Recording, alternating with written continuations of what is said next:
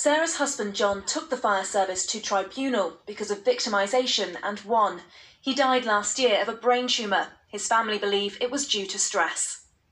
People would ignore him, they wouldn't sit with him, they hid his kit, his breathing apparatus. Yeah, it was just horrendous. The judge upheld John's claim of victimisation but dismissed complaints of direct race discrimination, something his family and black colleagues dispute. He said to me, if I can prevent one of the firefighters having to go through what I'm going through, then I know I've done something right. There are also claims that black firefighters have been unfairly passed over for promotion. As of August this year, there were 475 firefighters employed in Gloucestershire. 365 have disclosed their race. 11 are from minority ethnic backgrounds, 2 are black. And figures show there are no BAME firefighters in higher management roles. Friends and colleagues should not suffer anywhere in society, let alone in the workplace. So I am sorry that people have suffered in that way, and I am absolutely committed to making sure that Gloucestershire Fire and Rescue Service in the future is a very inclusive and a very welcoming organisation. The fire service is recruiting a diversity advisor to improve the experience of BAME firefighters. But Nathan and John's family want it to go further. They want a government inquiry into what they say is racial inequality in the fire service.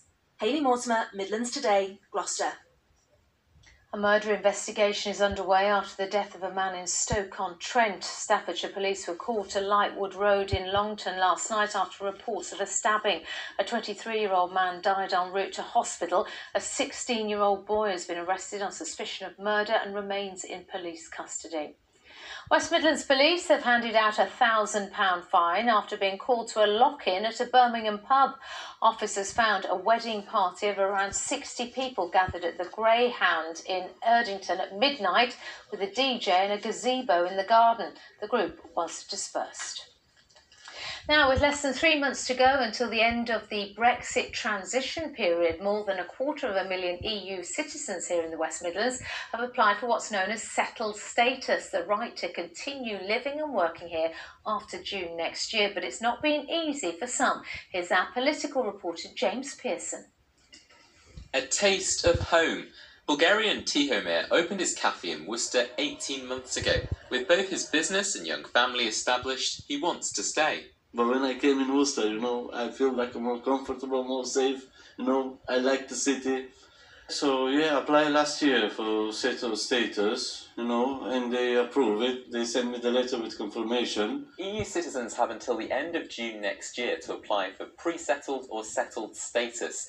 So far, more than 287,000 in the West Midlands alone have applied to do so, with the vast majority already obtaining one or other. Not everyone, though, is happy with what they've got. Danish citizen Nina Gerling first moved to the UK after marrying her English husband in 1964. But because they lived in Spain for a time and returned in 2016, her leave to remain is now finite. So I'm going to have to reapply. I've got pre-settled statement, which can see me through for 5 years, and after that I'm no longer allowed to stay in the country. The Home Office says its scheme reflects the rights residents have under freedom of movement rules. It's also licensed groups and charities to help those struggling with the process. Rafael from Worcestershire charity Yellow Scarf says he's helping hundreds of EU citizens apply.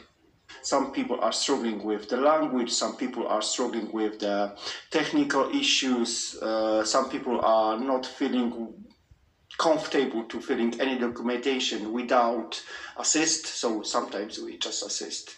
For most EU citizens, life can now continue as normal. For some, though, there's still a nervous wait. James Pearson, BBC Midlands Today, Worcester. Let's get the latest weather now from Shivali. Thank you very much, Jan. Hello, a very good afternoon to you. Well, weather most foul over the weekend. Winchcombe in Gloucestershire recorded just over 4.5 inches of rain. That was as of yesterday. And by the looks of things, it's still looking foul over in Leek in Staffordshire this morning. But a slice of something brighter over in Shropshire. It was rather chilly, though, this morning. Temperatures during the early hours fell to 6 Celsius, but things are in recovery slightly. This is the picture on the pressure chart then for this week. Low pressure dominating. We've got a busy picture as far as fronts go. And then we've got a bit of ridging, a ridge of high pressure building for Wednesday, and then into a northerly by the time we get to the weekend. So in summary, this is what this week is. Mostly showery, some longer spells of rain by Thursday, and a question mark over Friday. Breezy at times, but cooler by the weekend. Back to this afternoon then, and we've got some plump showers feeding their way in from the southwest. There's a front that's lying out to the southwest over Ireland and the southwest of the country, which is going to be making progress through tonight. But we've got some fairly pokey showers around, top temperatures of around 14 to 15 Celsius, which is slightly above average for the time of year. And then into this evening overnight, lots of showers rattling through. A bit of a breeze, lows of about 9 to 10 Celsius, so slightly milder than last night. And then tomorrow, we've got more showers on the cards. Thank you, Chef. Thanks for watching. Mary's here at 6:30. Bye for now.